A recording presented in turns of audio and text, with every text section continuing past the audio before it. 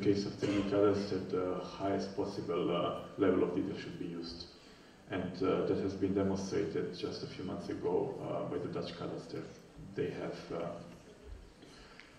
They have modeled a railway station, which became the first object in the country that is registered in the 3D cadastre. So the answer is LOD4 usually. And also I can give you a reference later for the paper that was published and the documents that were published in the frame of this project. Thank you for your question. Thank you, Philip, for your presentation. It was very nice, actually. I'm not in this field, but it is very interesting.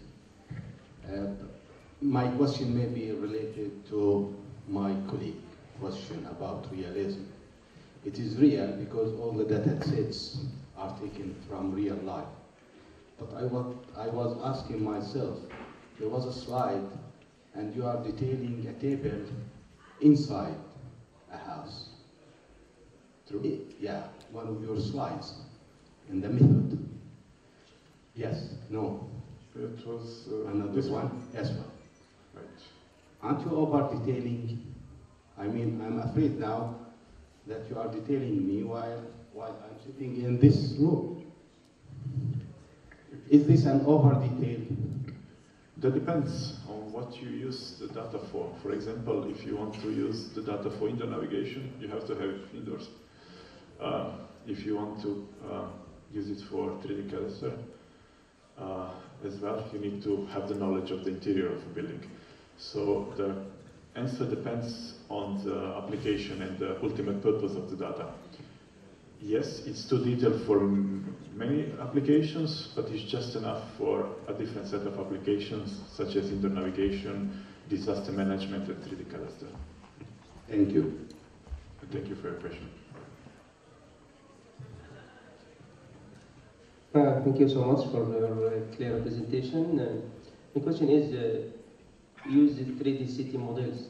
Can you use this model for the geology, for mountain, down the mountain? It's perfect. So there have been 3D geological models, but I know almost nothing about that.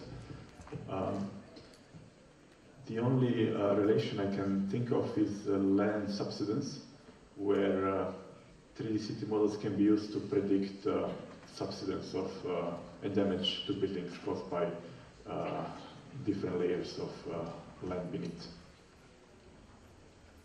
It might be useful, for example, for insurance companies, but I'm not really into that.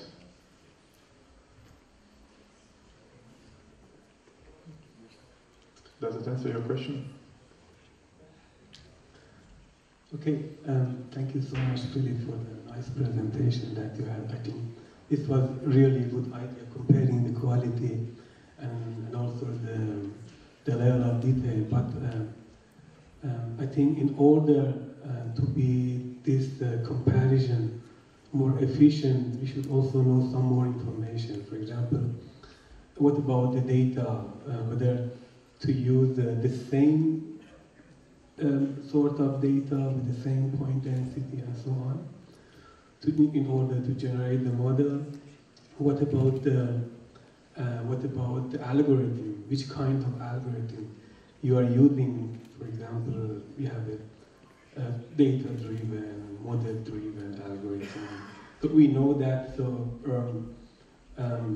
in order to extract the roof faces for LOD2.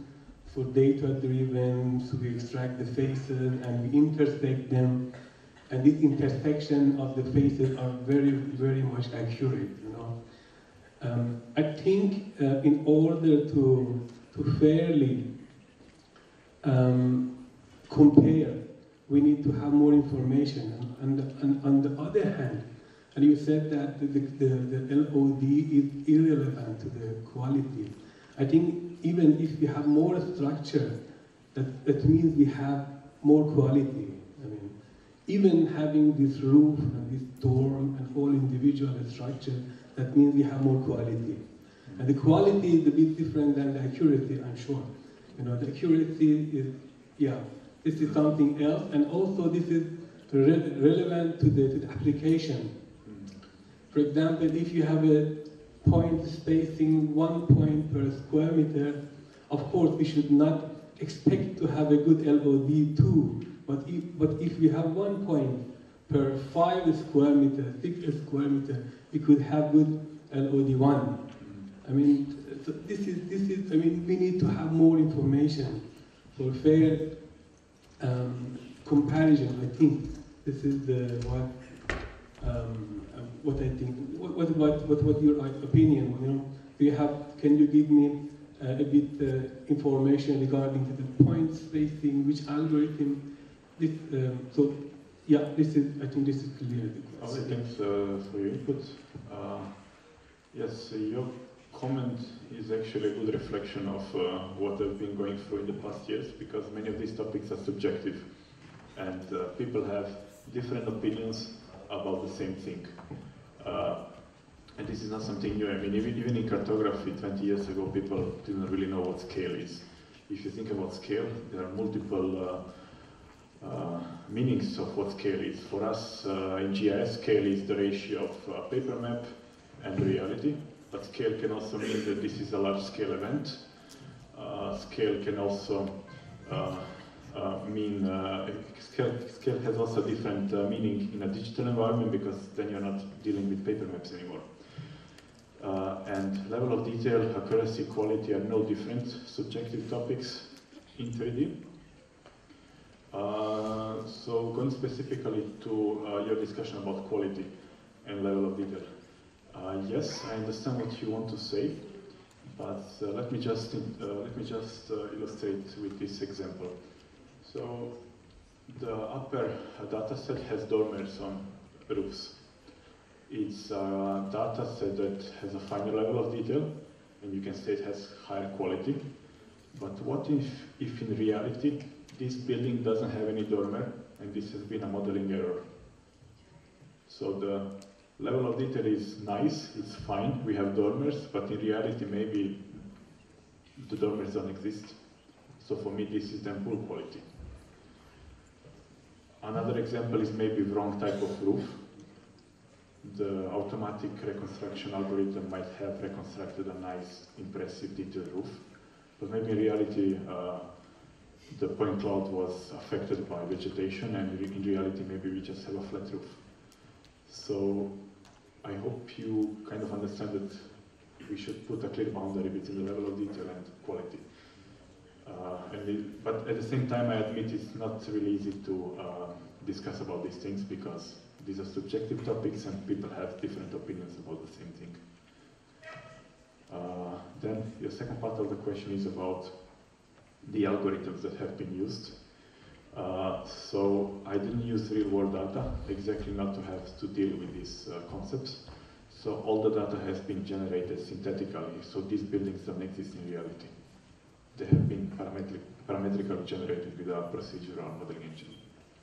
But yeah, interesting discussion. Maybe we can continue with a cup of coffee. Thank you for your question. Tawsif, please, in break you can ask. Okay, we have already exceeded our time too much. Thank you for your nice presentation. Thank you for having me here. I believe that all the questions you can discuss in break for the other questions. And I would like to invite our Deputy Rector, Professor Dr. Ibrahim Kürtüz. It's surprise, Hocam, but please to present some gifts to Dr. Flip for his participation here, please.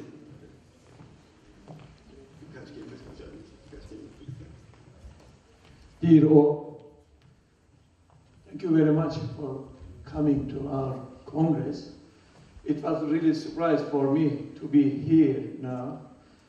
It was the weekend, so I was kind of asleep. But thank you very much to Professor Ismail for inviting me to here again. For the speaker, thank you very much for your real information, I guess, because I'm in the field of medicine, so I just try to understand what is going on. For example, LOD, I have no idea.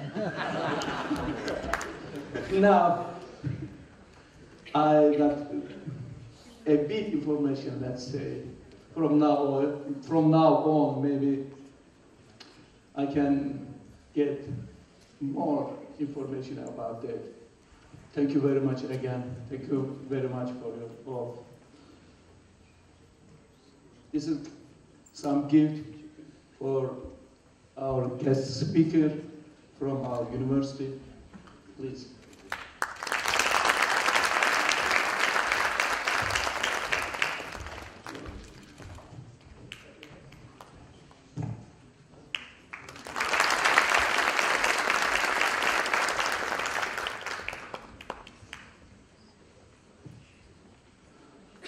Thank you both. Hocam, teşekkür ediyorum katkınız için. Thank you for your presentation. We have already exceeded the time. We can decrease the break to 20 minutes, and we can start at 12 o'clock for the next session. Next session will be